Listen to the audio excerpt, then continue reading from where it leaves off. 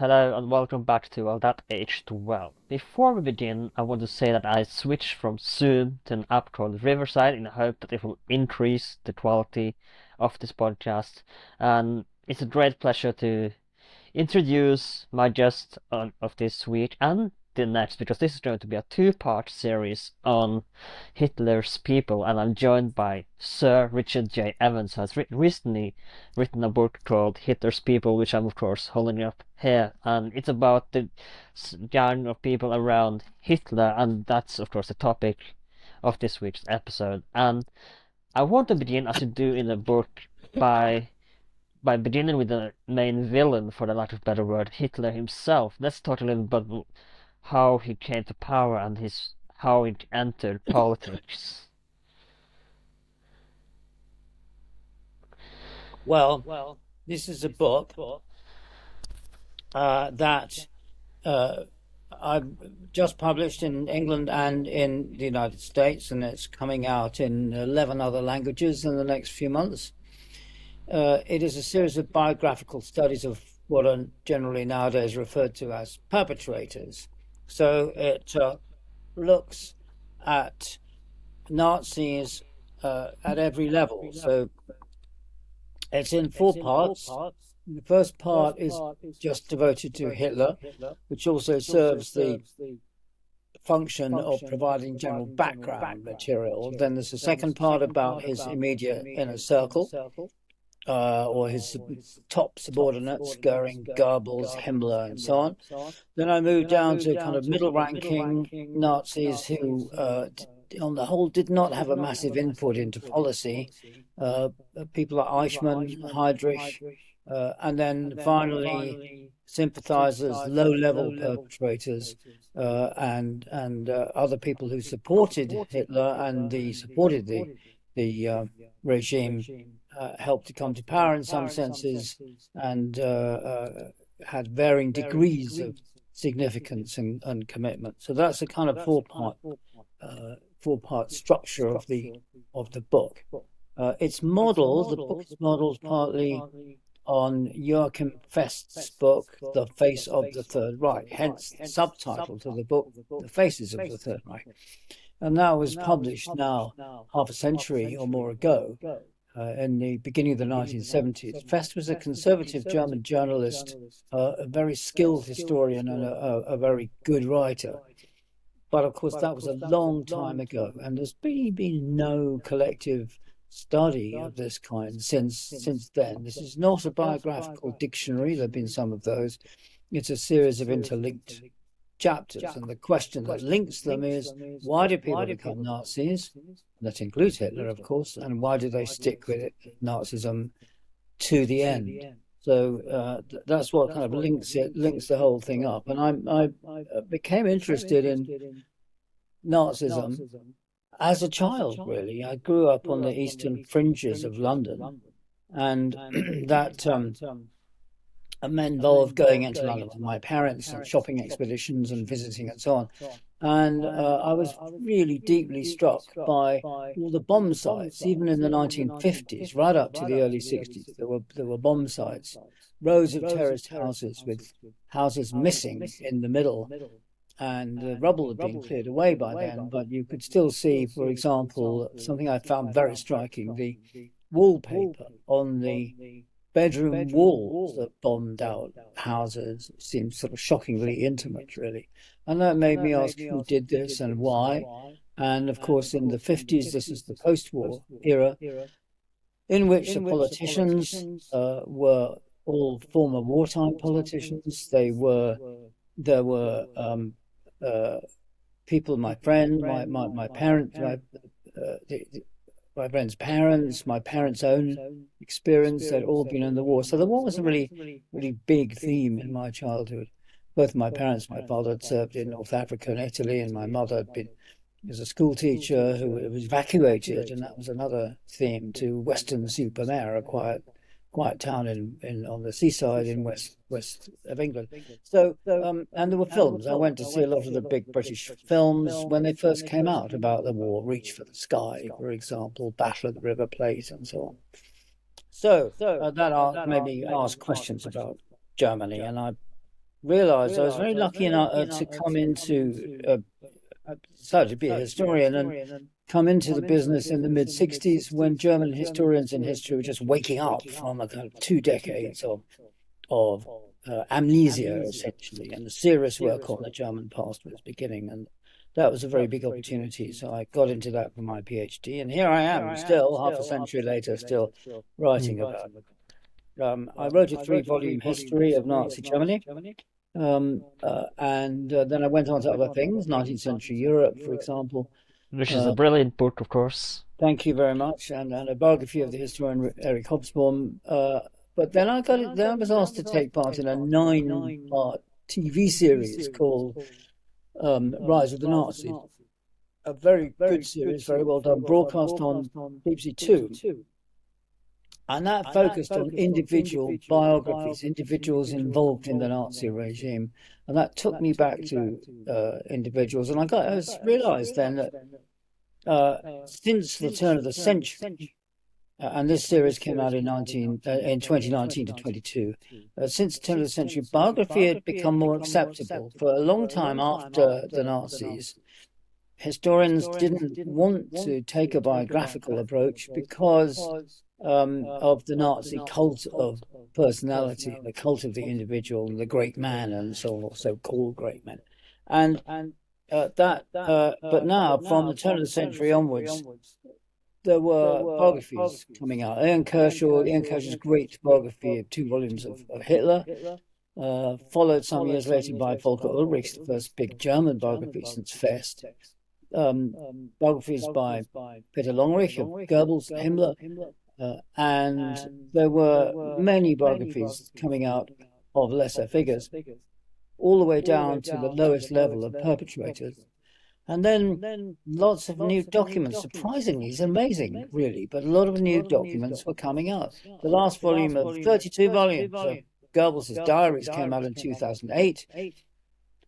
Full version of Rosenberg, the ideologue Rosenberg's diaries in 2015. The second volume of Himmler's appointments diary, discovered in a Russian archive, came out in 2020. Mein Kampf was published around the same time in a scholarly 2-volume edition by the Institute of Contemporary History in Munich, and there were many other documentary sources which were published. So it became possible to approach the Third Reich with a different angle from my 3 volumes, namely through biographies. And I'd had experience in writing biographies with my life of the historian Eric Hobsbawm. And I was very interested in the interplay between individual lives and larger historical factors and influences. So I set to and wrote Hitler's People. Now let's begin with Hitler himself, as you do in the book, and let's talk about his a little biographical input on the life of Hitler and how he rose and fell to power. Yeah. Because it's important, of course, in order to understand the other gangs of his crew, to put it that way. Yes. Well, I was taught as an undergraduate student in Oxford by, among others, by Martin Gilbert, who became the official biographer of Churchill. And Gilbert's method of teaching was rather disconcerting, but in the end I left. I owed a lot to him. That was, go straight to the sources. Don't bother with the secondary literature. Don't bother with historians' arguments with each other. People don't want to read about what Professor X said to and how he differed from Professor Y and so on. So go to the source. So he always sent me to the sources. And that is what I decided to do with Hitler. So I've waded my way through Mein Kampf, this new edition, through collections of multi-volume collections of his speeches, of his writings, decrees, all of these things, some of which had come out only relatively recently, since in the 90s and the noughties, and tried to kind of clear myself of preconceptions and write his life from the original materials. And there were many quite interesting things I found. One was the source of his appeal and public speeches in the late years of the Weimar Republic, and indeed the early years of the Third Reich, was an appeal for unity. He said he was going to unify the German people, who've been too much divided in the past years, and particularly in the democratic Weimar Republic, which came to power in 1918 with the overthrow of the Kaiser at the end of World War One. And anti-Semitism, which he downplayed a little bit in his public appeal in the last democratic years of the Weimar Republic, but which was absolutely central. And I'm not saying anything new there, it was completely central to his personality. He drove anti-Semitism forward. It was Hitler who drove the Holocaust on. But also, when he spoke to members of the Nazi Party, he was much less guarded than he was when he spoke to the public. And I found an astonishing speech in 1930, two party members, before he came to power, in other words, because after he came to power, his speeches were designed not least to reassure the international community that he was not going to cause a war. I mean, they were kind of full of lies and deceptions. But in 1930, he told his followers that he was going to conquer not just Europe, but the world. And he used the word Weltherrschaft, which is world domination or rule over the world. I mean, the extent of his ambition was absolutely extraordinary, without any limits of time or space. And I do think historians have insufficiently grasped this fundamental point. He was not going to stop. If he had succeeded in conquering Europe, he would have gone on to have a war with America, and there's some hints of that in his second book. He believed that he believed a kind of Darwinian conception of international relations, struggle for the survival of the fittest between nations and races. And you needed, in his view, constant warfare and constant battle in order to keep a nation tough. So all of those interesting writings, say like Robert Harris's counterfactual novel Fatherland, which portray a world after Hitler had won the war, they were completely misconceived. He was never going to stop. He was never going to settle down Nazism and the Third Reich into a stable state.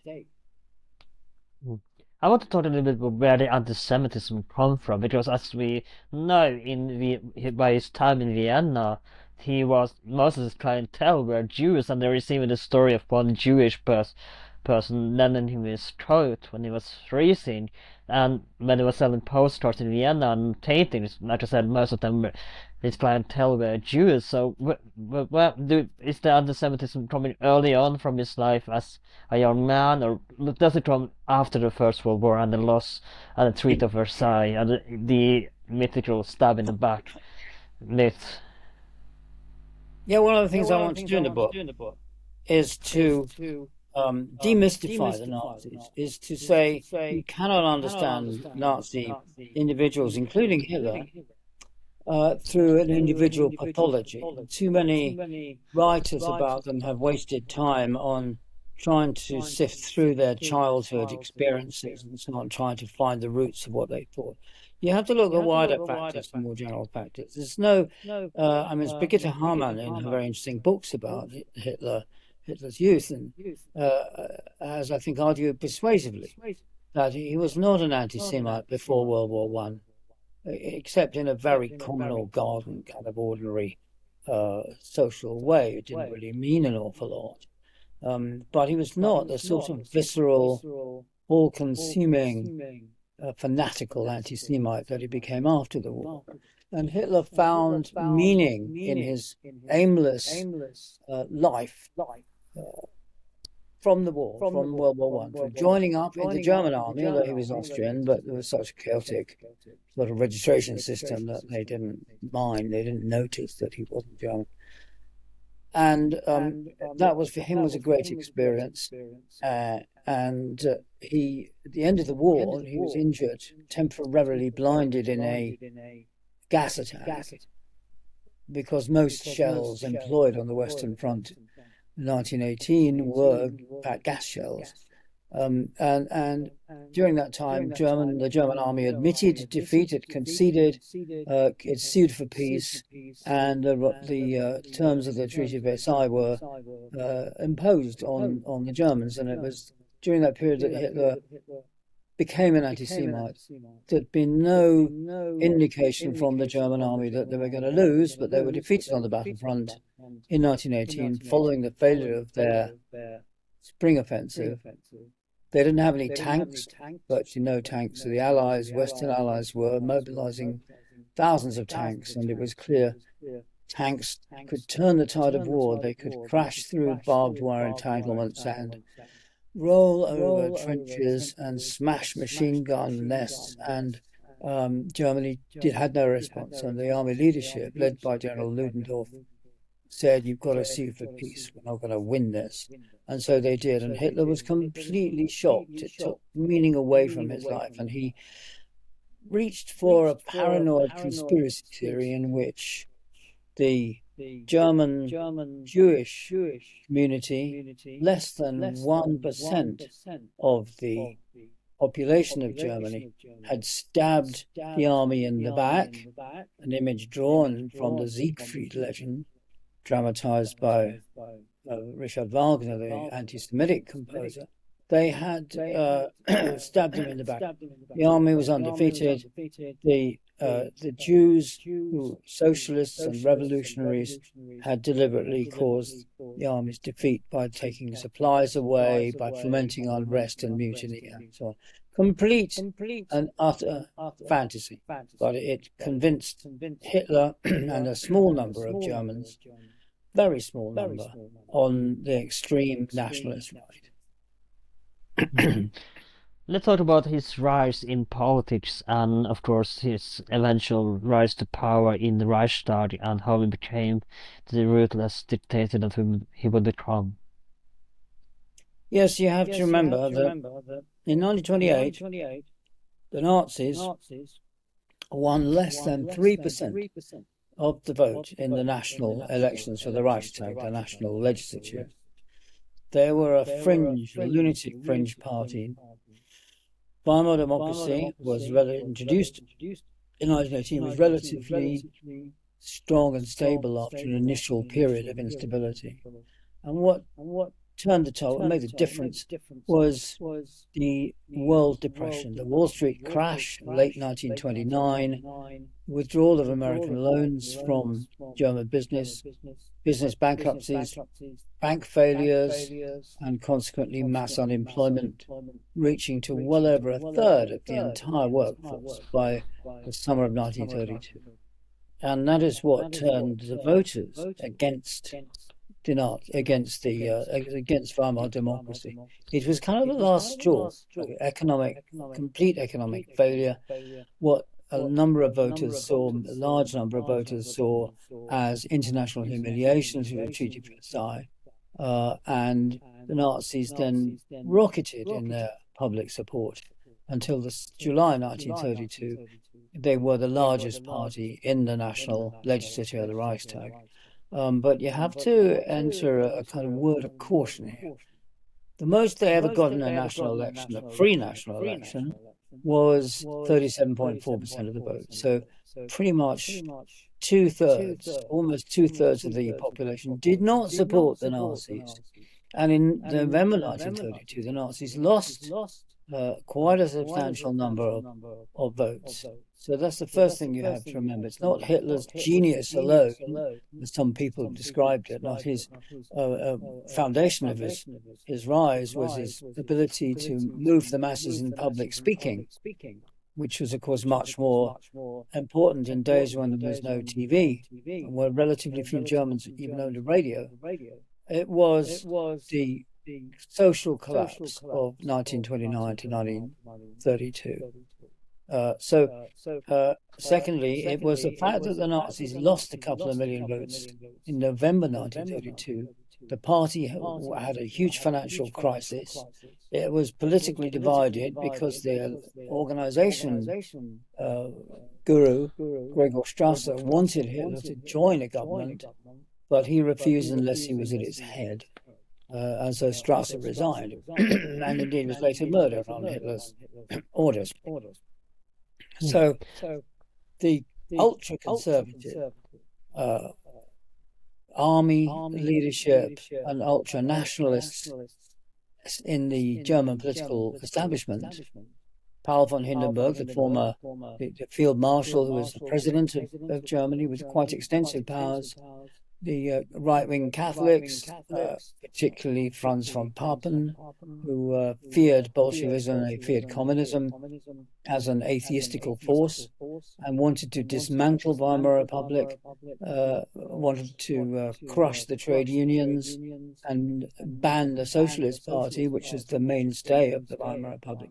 They got together and levered Hitler into. They gave him the chancellorship, the head of the government, at a point where the political system had eventually collapsed because of the Depression.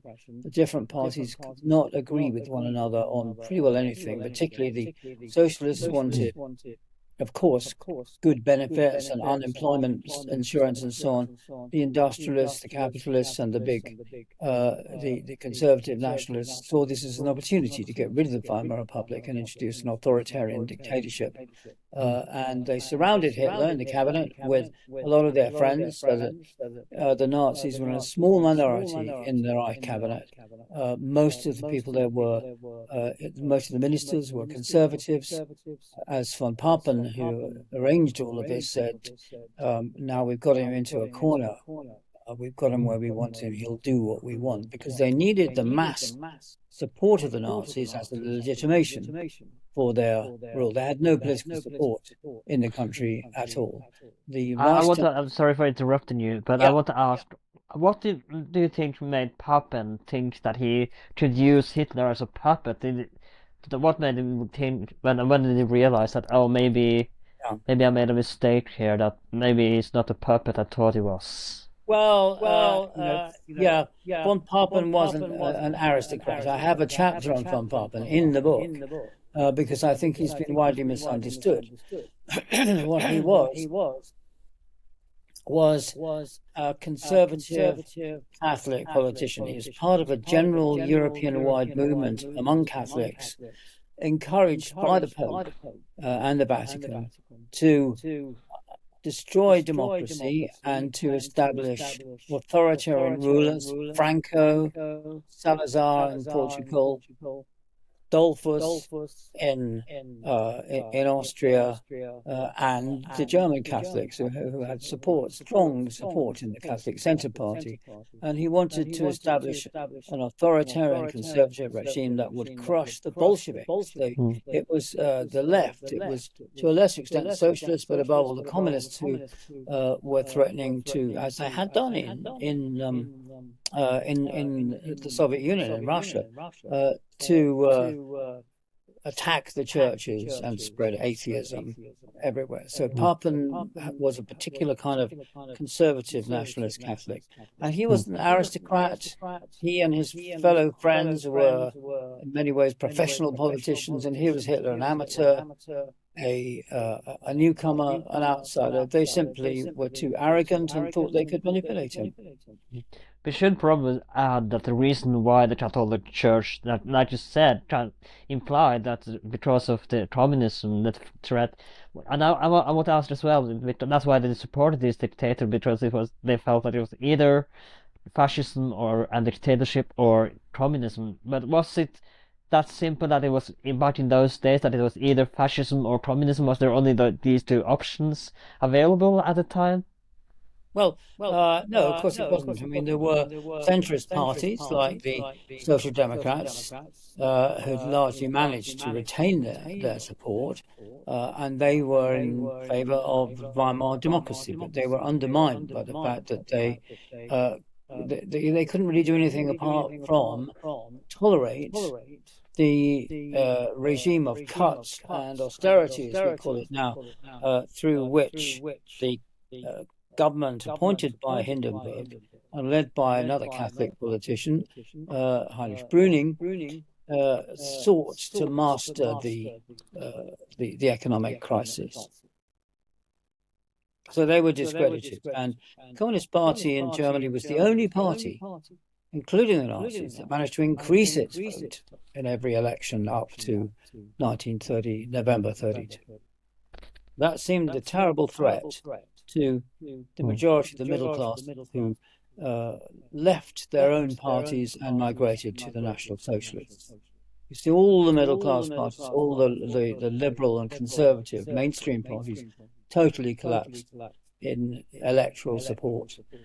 And that is precisely what this little group of people, of ultra conservative nationalists, including the army representatives around Hindenburg, thought they needed to legitimize themselves.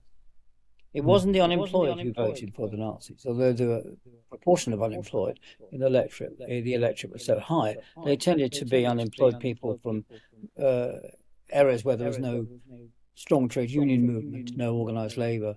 But the unemployed real party was the Communist Party. That's the one they really voted. And I'm sure we'll talk a little bit about this later, but I want to add as well that it's my understanding that most members of the SA and the Rome, we will of course talk about later, were unemployed. That's one of the reasons. And when unemployment later became diminished, there was kind of the SA became smaller and smaller because the people got employed eventually, and that mostly SA thugs were mostly the unemployed people. Well, the every because this is post First World War, so an era of violence and militarism, and in many ways, Hitler wanted to sort of fight the First World War again, and this time win. So the influence of this feeling, this memory of the First World War, was enormously powerful in Nazism, and had a lot of resonance in sectors of the German public. So every political party in the Weimar Republic, in the democracy founded in 1918 to 19, had its own paramilitary wing. It's a group of armed and uniformed, sometimes thousands and thousands of them, who would march through the streets. There's the Red Front Fighters League from the communists, the Reichsbanner from the socialists, the steel helmets from the nationalists, and so on. And the Sturmabteilungen, or the storm divisions, the brown shirts or stormtroopers of the Nazis. And they fought, literally fought, the other paramilitary groups. There's a lot of violence. So in the elections of summer of 1932, there are hundreds killed on the streets of Berlin and other German cities in clashes between the stormtroopers for the Nazis and the Reichsbanner and the Red Front Fighters League. So this is a very violent situation. It's sometimes been said that Hitler came to power peacefully and legally. It's not true at all. Violence on the streets, ruthless, murderous violence against their opponents was essential to the Nazis' success. And where did they come from? It's a bit of a myth that they joined the party in order to get some kind of economic support. Stormtroopers had to pay dues. They had to buy their own uniforms. They had to get their own equipment. They were not, they were not doing this for non-ideological reasons. It's sometimes argued or been argued that the stormtroopers, the Nazi stormtroopers, of whom there were 2 million by 1933, so it's an enormous movement. That they were kind of communists in disguise. There used to be a phrase that they were like beefsteaks, so brown on the outside, the Nazis, and red on the inside, but there's no evidence for that, really. They came mostly from the lower middle class, from the rural poor. Of course, a lot of them were unemployed, but as I said, that tended to be for non-organized industries, and they were not the movement of the unemployed. That was the Red Front Fighters League. That was the working class districts where people were thrown into joblessness by the economic collapse. Now, the first guy within Hitler's circle we are going to talk about today, and that is of course one of the more famous ones. That is Herman Göring. So let's begin with background how of Herman Göring and where it came from, and of course we have to talk about his service in the First World War and his rise in the Nazi Party. Well, it's interesting when you start to look at the top lieutenants of Hitler. Uh, Hermann Goering was probably the most influential and the best known. He was he came from a military diplomatic background. His father was actually worked in the Foreign Office, um, particularly in outside Germany, of course, in Haiti, for example.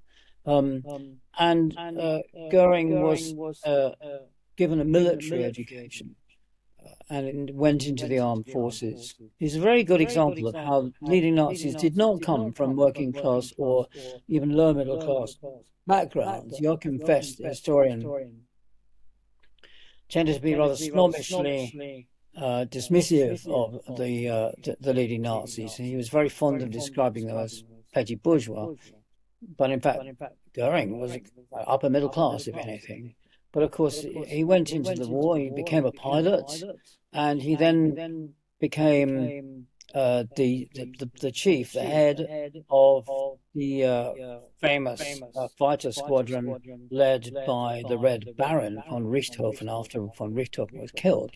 Largely because of organizational abilities. He did claim a lot of kills, so shooting down um, a lot of Allied airmen, but in fact, rather nerdish historians of the air forces and air combat in World War One have uh, come out with the view that Goering may well have falsified some of his claims. Certainly, they didn't were not very strongly supported by eyewitness reports from other pilots, for example.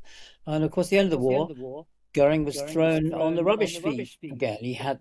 Germany was banned from having combat aircraft by the Treaty of Versailles. And so he had to earn money as a stunt flyer, as a commercial pilot, and his nationalist resentment against the peace settlement found its expression when he found his way into the Nazi party, and he was then injured in the beer hall putsch. So in November 1923, Hitler decided the Weimar Republic was in such a state of crisis with rampant hyperinflation and political disorder and violence, he would stage a coup d'etat along the lines of Mussolini's coup d'etat in Italy and try and march on Rome. The first stage was to take over Munich, uh, just as the march on Rome for Mussolini had led to him becoming head of government. So Hitler thought that marching on Munich and then on Berlin would do the same for him. But the uh, the army and the police force and the government, the mainstream politics in Bavaria, uh, opposed this. They dismissed the idea, and Hitler's march on the center of Munich was met by a hail of police gunfire. Goering was injured, fled, and ended up being a morphine addict, which he was until right to the end of World War II, to try and dull the pain caused by his injury. So he then joined the Nazi Party as a man of action, as an air ace, whether that was true or not, that was his reputation, and quite a celebrated uh, figure in public life, who then became, in effect, the second in command in the Nazi Party. He was, for a Then time, head of the brown shirts as well. mm. Yeah, let's sorry. talk, let's talk a little bit about how he met his first wife, who was Swedish, the Karin Axelina Hulda Göring, and how he came to meet, and of course, would later name his famous hunting lodge Charing Hall after she passed away. So let's talk a little bit about how he met his first wife. Well, yes, he had to flee to Sweden, and he met a Swedish aristocrat of strongly fascist opinions, Karin, and they married, but she was not a very fit or healthy person. She died just a few years into their marriage. She introduced him to fascist Nazi circles, not just in Sweden. So that was quite important. Do you know, and something I want to talk about as well is, of course, is how let's talk about him and as the creator, or maybe not creator, but him and the Luftwaffe for a second as well. Well, in the 1930s, 1930, by 1935, Hitler had repudiated essential parts of the Treaty of Versailles, including the ban on German rearmament. So they began to construct a new lighter, new combat aircraft with the Luftwaffe, essentially the air weapon. So it's quite clear. And he put Göring in charge. And of course, Göring, actually, by the time the war broke, beginning to lose his energy, famously energetic, decisive. But the drug habit was rather difficult. So, famously declared that if any bombs of enemies fell on Berlin, he could be called Herr Müller, most frequent surname in German. And of course they did, and so people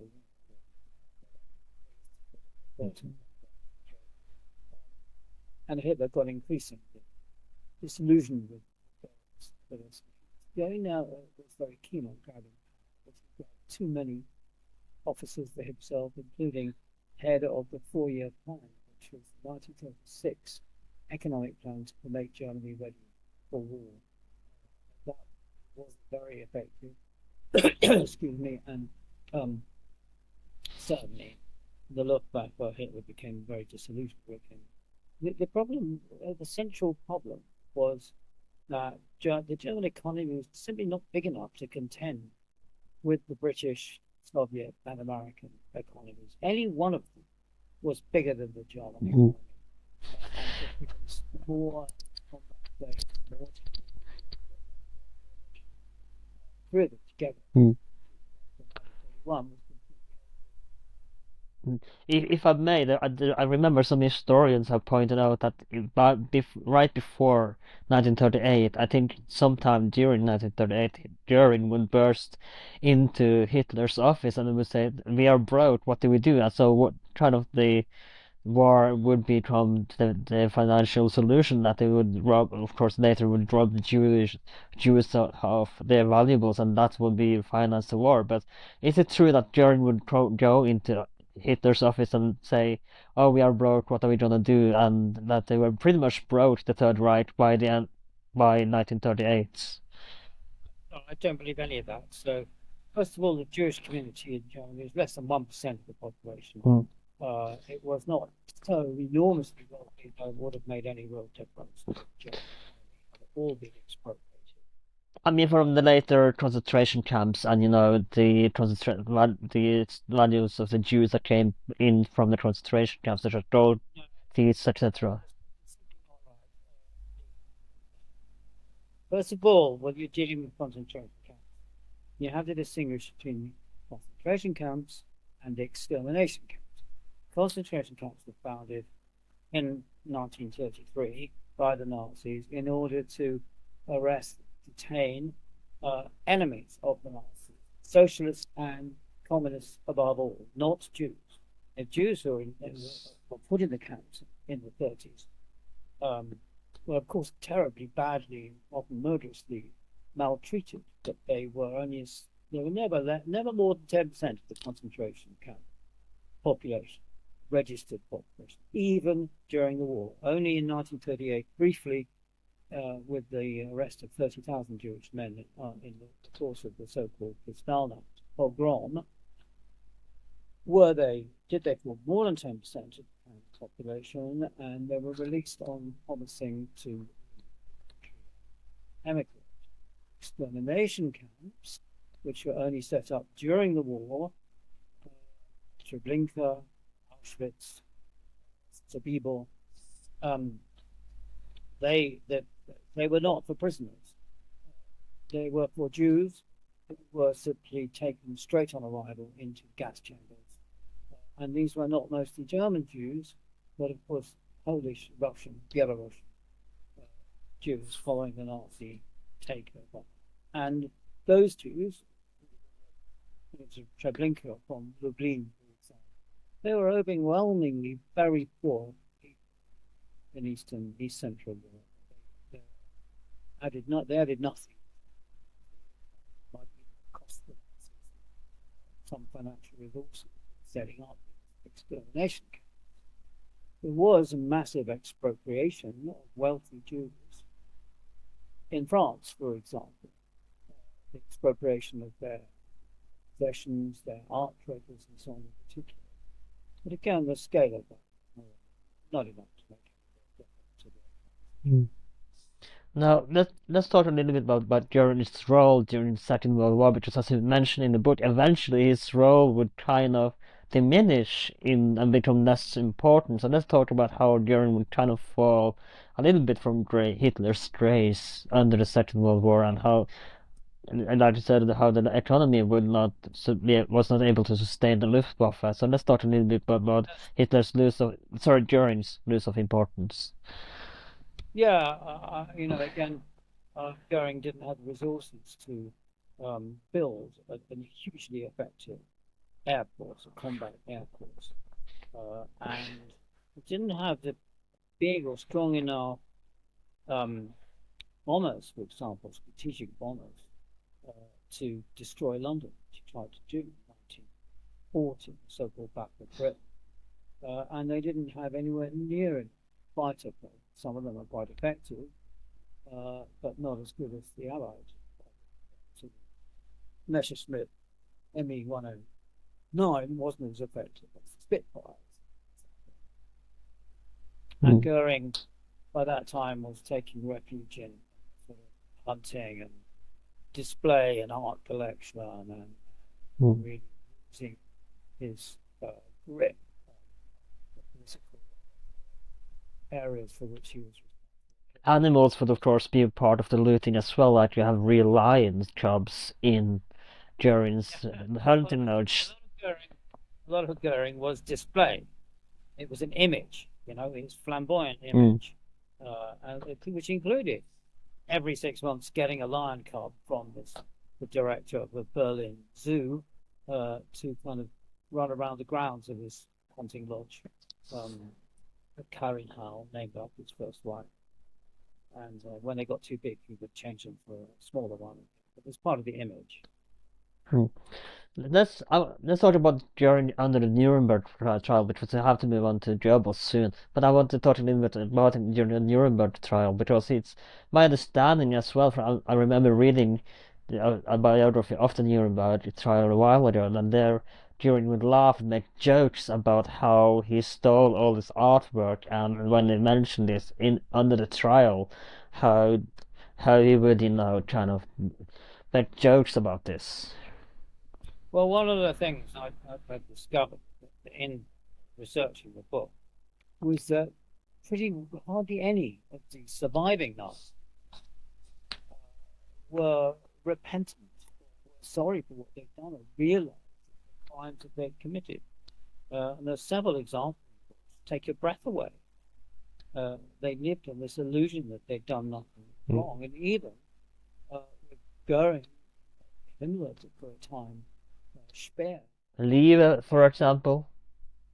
Sorry? Lieve, if I'm saying his name, sorry if I'm saying his name right, but wrong, sorry, but Lieve, I don't Oh, remember his Robert name. Nye. Yeah, Lieve, Robbie yeah, Nye, yeah. head of the Labour Party. Yeah.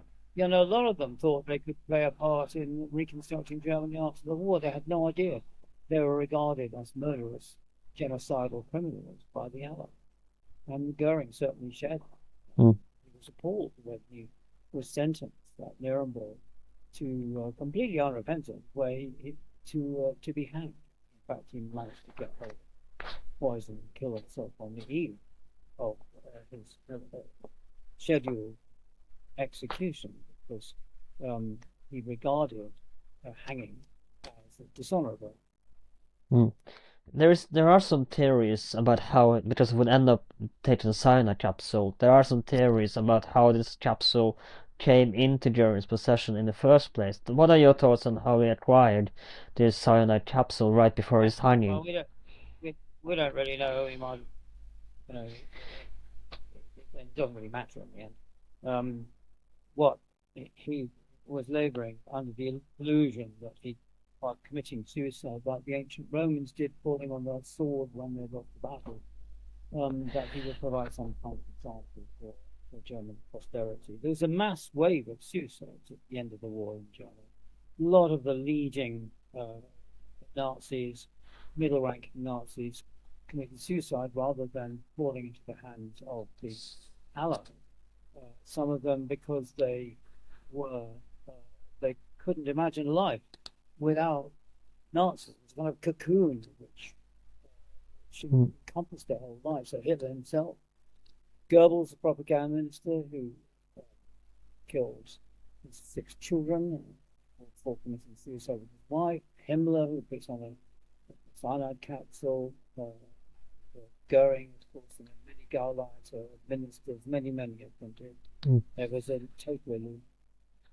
Now, the next person, of course, you mentioned Goebbels, so let's talk about him next and how he became the propaganda minister of the Third Reich. And so let's talk about his early childhood and how because he had born with a defect lump, I think. I don't, no, maybe not lump. I don't remember what the defect was, but he He was, had a deformity, yeah. the foot, he had a deformed foot.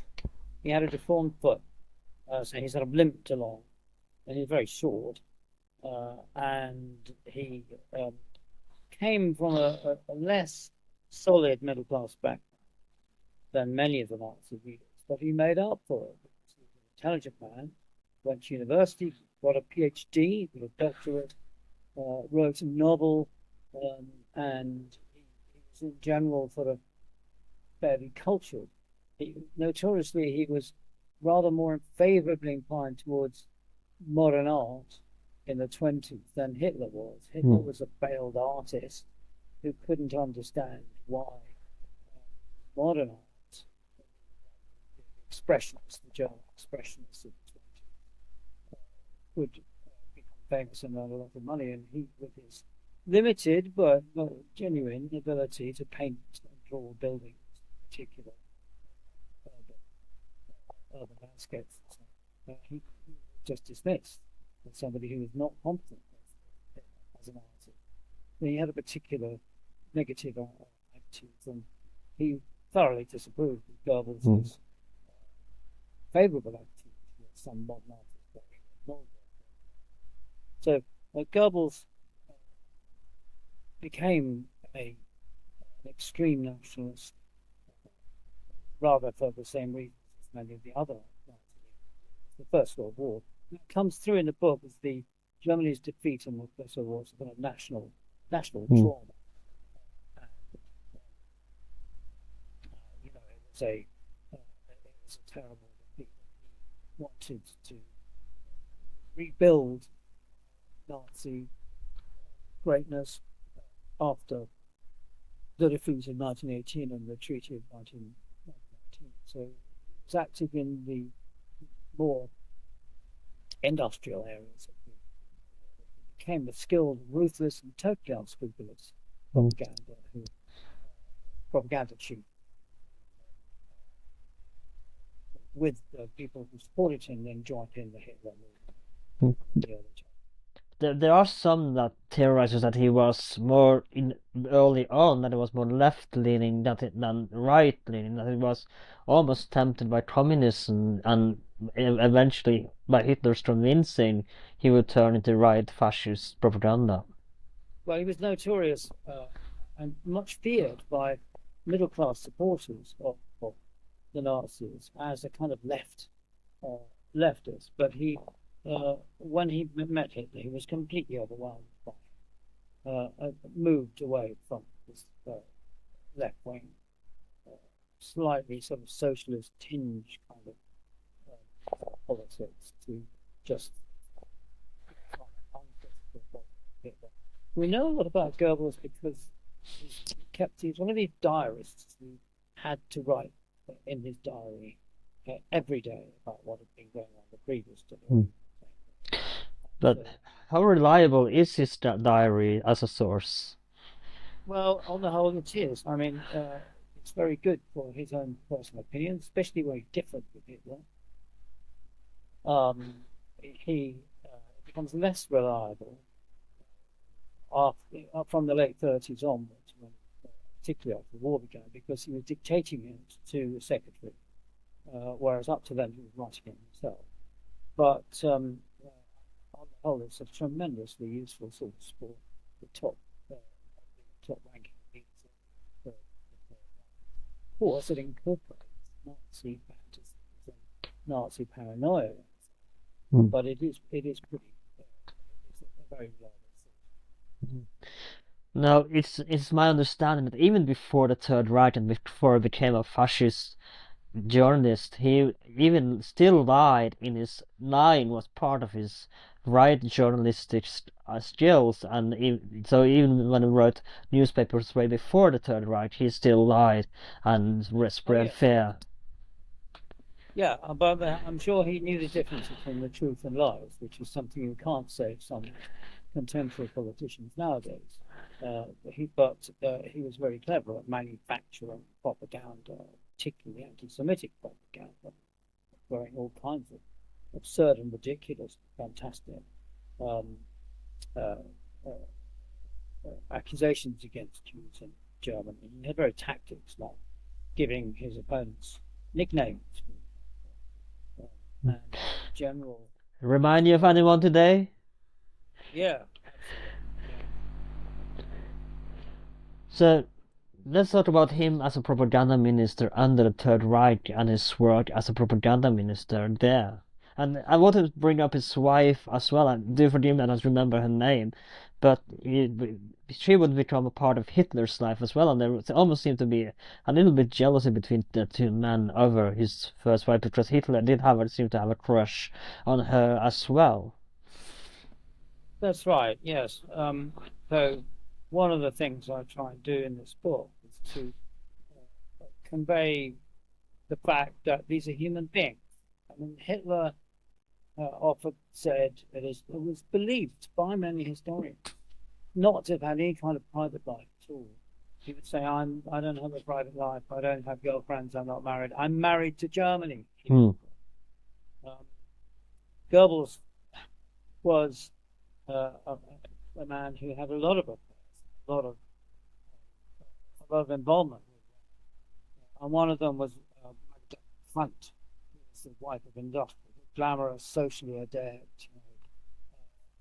And Hitler was very much taken with her. Thought something like that. Goebbels and Hunt moved forward the date of their marriage to make it clear to Hitler that he wasn't going to get involved in a difficult conversation, which became clear that Magda would kind of be where necessary in public, the public kind of consuls of the First Lady and the Reich. And there was a massive bust up in 1938 when Goebbels had an affair with a young uh, Czech actress, Lida Barada, who to the end of her days denied it. But Hitler simply couldn't afford to have a bust up between Goebbels well, so they came to an agreement. But things are never quite the same. Goebbels was the head of the Nazi propaganda organization, responsible for a lot of the deceptive, extreme, abusive propaganda.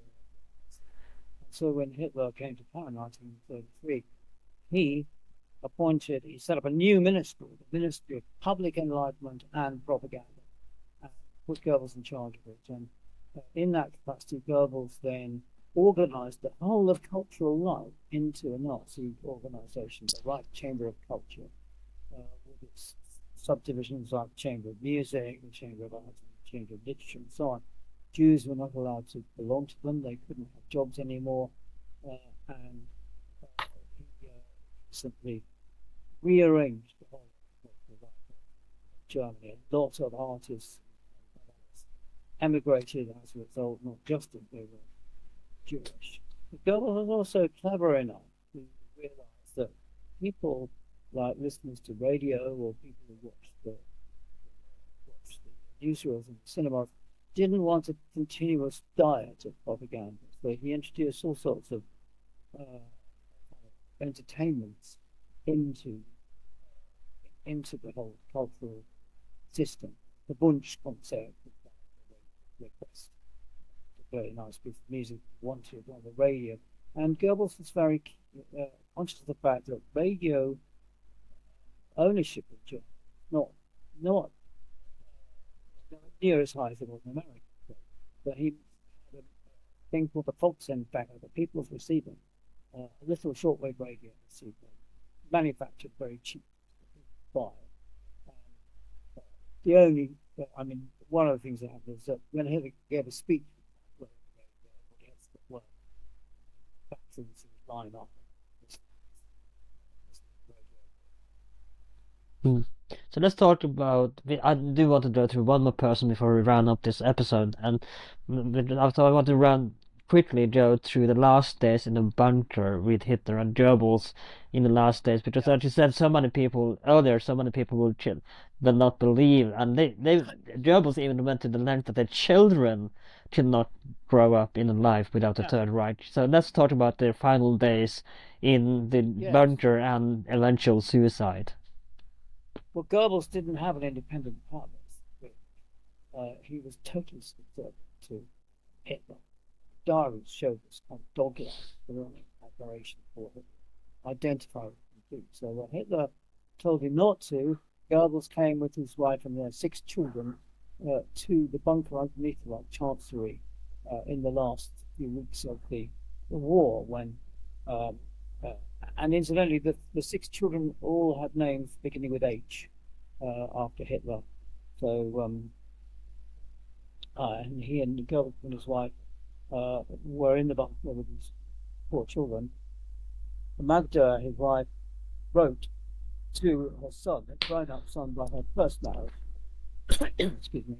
And it's an extraordinary letter, and she says they're going to kill their children because it will not be fair to their children, who are all quite young, to live in a world without Hitler, a world without Nazi. Extraordinary ideological. And so they had poison administered to them by sleeping draught by a doctor. And then Goebbels, suicide Goebbels, did the same. Now the last person in this episode before we go, because this, like I said, this is going to be a two-part miniseries. That and we don't have time for everyone in the book, I'm afraid. So of course you should absolutely read the book if after this, because it's a brilliantly written book. But the last person of this episode I want to talk about is of course Ernst Röhm. And I want to talk about the leader of the essay for a little bit, because he as well is a big part. And I want to discuss as well his sexuality, because because of, and I'm gonna try to see if I get this right later. Like you said, like you know, homosexuality was illegal in Germany by the legislation criminalizing. Yeah. So let's talk a little bit about this and how even Hitler up until the night of the long nights, and how he actually defended his Rome in at least until he got to power. Well, I was very lucky. There's been a relatively recent, excellent biography by Erlend Hedegart, which shows that it's the first really to deal openly with Röhm's homosexuality. And he was quite open about it. There was an active gay subculture in Berlin in the 1920s in which he took part.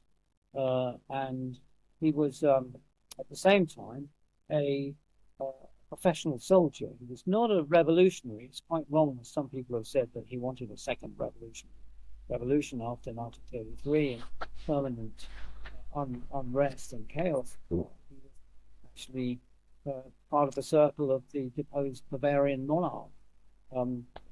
Röhm had spent some time outside Germany in the 20s. He went to Bolivia to helped not very successfully organize the Bolivian forces came back at the request, lead stormtroop, and he liked to think of themselves as a rough, tough, brutal military type. And of course, he came up against Heinrich Himmler, the head of the SS, Mm. more elite military unit, which Himmler believed homosexuality was effeminate and weakened the willpower and the Mm. dynamism of men who practiced it. And Röhm is a classic, a classic refutation of Mm. that. So Hitler was asked about that. Here's a man who's gay, living this gay lifestyle in the bathhouses of Berlin. What about it? And Hitler said, I'm not interested in people's personal lives. He do what he likes.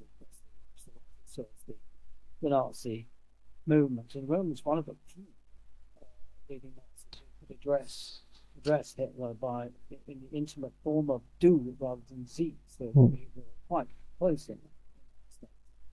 But well, and also to say, Röhm came from a quite a solid middle class background. He was actually apparently quite a fine amateur pianist. It was quite surprising. It's a kind of bourgeois accomplishment for he and many other artists. Mm.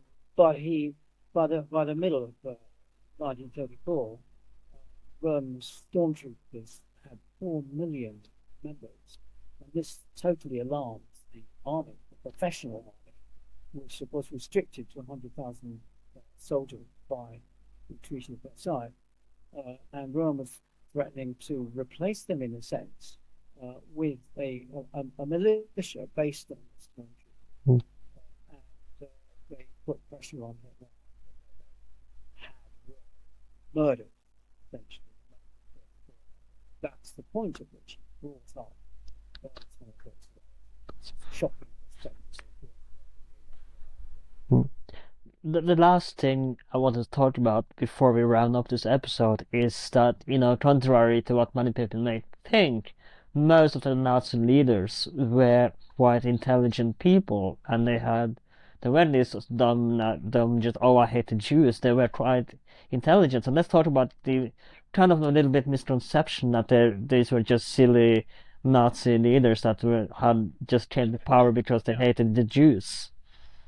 Yeah, they were thugs, or they were a excuse me, a gang of crooks. There's a wonderful movie made by Ron Farrow in Hollywood to instruct American troops before they went in 1941 to Europe, sorry, to fight the Nazis. It's called The Hitler Gang, and it's done in the style of a 1930s Hollywood gangster movie. But they're not a gang of outsiders. They're not marginal people. Sorry, they're not uneducated. They're solid middle class. Not one single working class person, not a single ex-communist or ex-socialist amongst the leading Nazis. And you can find, for example, Heydrich, one of the most extreme, ruthless Mm. Nazi. And we are going to talk about next week, of course. In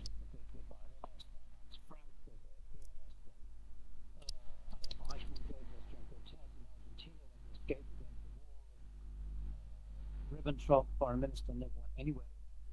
So they are people and others. I mean, the least intelligent, according to intelligence IQ, intelligence quotient tests, to the surviving Nazi and the defendants in the Nuremberg trials after the war was Julius Streicher, who had slightly above average IQ, 106, I think, where 100 is the average. But some of the others were quite high IQs. But even Streicher, arch anti-Semite editor, creator and editor, Der Stürmer, the Stormer, vile anti-Semitic newspaper. Even he had this ideological aspect of being involved in folkloric rituals on what was called the Hesselberg, it was a mountain near where came from, sort of blood and soil ideology. It's one of the things that struck me again about the Nazis. at every level. It's how important ideology. That's why it's wrong to look for the causes of their behavior in personal pathology. Mm. I think we've done a lot of part one there. We don't Yeah. talk a lot about much other Nazis in next week, of course. And before we go, do you have any social media you want to share? If people have any questions, where might they be able to reach out and ask further questions about Hitler and his January 3rd, for the lack of better words? And of course, where can people find the book, The Hitler's People, if they want to read it, if they cannot wait for the next part? Yeah. Lovely. Okay. Thank you very much. This has been That Aged Well. My name is Anand, and we are available on Spotify, Apple Podcasts, YouTube, wherever you can find podcasts. If you are on Spotify, consider giving us 5 stars. You can also give us one if you hated this episode. So 5 stars would be preferable. It's a free country, at least on this side of the world for now. And we are also available on Spotify, Apple Podcasts, where it would be lovely if you could write a review of the podcast. That would be very nice. If you are on YouTube, like, share, and subscribe. My name is Alan. This has been Without Aged Well, and I'll see you next time.